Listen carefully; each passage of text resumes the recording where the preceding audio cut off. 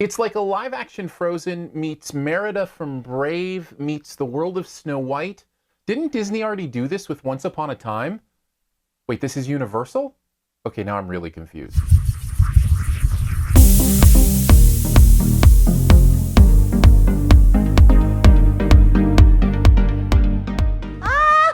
Hi, Dorina! We've got some catch of the day. God, no. Careful, sweetheart. I don't want to ruin that pretty little face of yours. The Huntsman Winter's War is the follow-up to Snow White and the Huntsman, this time without Kristen Stewart as Snow White, and rather focusing on Chris Hemsworth as the Huntsman in kind of his origin story, if you were. Can it succeed without Snow White herself? Here's 5 things you might want to know about the Huntsman Winter's War.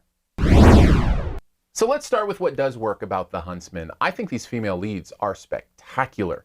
Charlize Theron, who was in the first, is in this as well, and she does great work. Emily Blunt is really, really good as Elsa version 2.0 in this. I believed her performance very much. And the standout for me, probably Jessica Chastain. I think she's incredible in this. What an amazing actress. Everything I've seen her in, she just elevates the material. And this is one of those movies where the performances outpace the material they're in. And you can just tell she's working on another level to what she's been given. So great performances from the female leads. Another thing that worked about this movie was its sense of humor. For the most part, I had a good time laughing at the jokes that they put on screen. Specifically, the dwarfs were really funny. Nick Frost kind of leads the way. I love me some Nick Frost, and he does a great job here. I found myself laughing quite a bit during this movie for the right reasons. Some good one-liners, some good kind of tete-a-tete back and forth, and I thought that stuff really served the movie well. Before we get on to the stuff about this movie that doesn't work, which is a lot, can we pause to talk about Chris Hemsworth for a second? I'm not sure whether he works or not.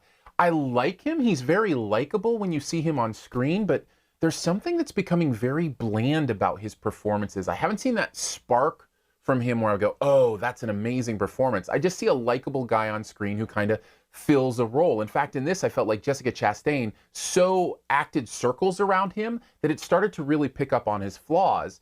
That kind of sparkless, matter-of-fact, leading man thing works for a character like Thor, but if he's going to expand into other things, I think we need to see something more from him. So maybe, I don't think it made the movie worse, but it was just kind of something I noticed to give caution to. I'm not sure Chris Hemsworth is really that great of an actor. Of course, it's unfair to really blame Chris Hemsworth for it when the story itself is just so boring and predictable. Let's talk about that for a second. That is probably the major flaw of this, is you know everything that's going to happen in this. And it's not just because things are obvious. It's because they're laid out for the audience on a silver platter. The movie treats the audience as if we're stupid and we need to be led along on a leash so we know what's going on. Leave a little mystery in there. You've got 3 quote-unquote twists that happen in this movie that could have been surprises, could have drawn some interesting things into the story, but because the movie was so predictable and you laid it all out there, it just kind of landed with a thud. We have to be able to wonder what's going on in some cases, and this movie just didn't do that at all. But it's not just that the story is predictable, there's also not a lot of life to it. It just seems stale and meaningless and cold. There's not a lot that you're really invested in. I think most of that has to do with how cookie cutter it is, that you've seen it before, that you've seen so many of these motivations and type of characters before, that there's nothing new to get excited about. And no matter how good the performances are, or no matter how funny it might be, you just cannot overcome a story that isn't interesting. Overall, The Huntsman Winter's War just isn't that interesting. Despite great performances, despite a good sense of humor, it didn't pull me along enough to earn any more than a C-. Thanks for checking out this Your Movie Friend review. Stay tuned for the best ever challenge at the end. But first, want to let you know about other ways you can interact with Your Movie Friend. If you click the card, you'll see some stuff up there, just that little I button up there. Links to other reviews, links to website, that kind of stuff, how to support the channel if you want to do that. Also follow me on Periscope, Aaron Dicer, AARONDICER. And you can also subscribe to the podcast if you do the podcast thing. It's called SiftPop, SiftPop. You can search for it on iTunes, Stitcher, however you do your podcast thing. We have a guest on every week. Have a lot of fun talking movies and television. It's a good deal. All right, on to the best ever challenge, where you name the best movie ever in a particular category.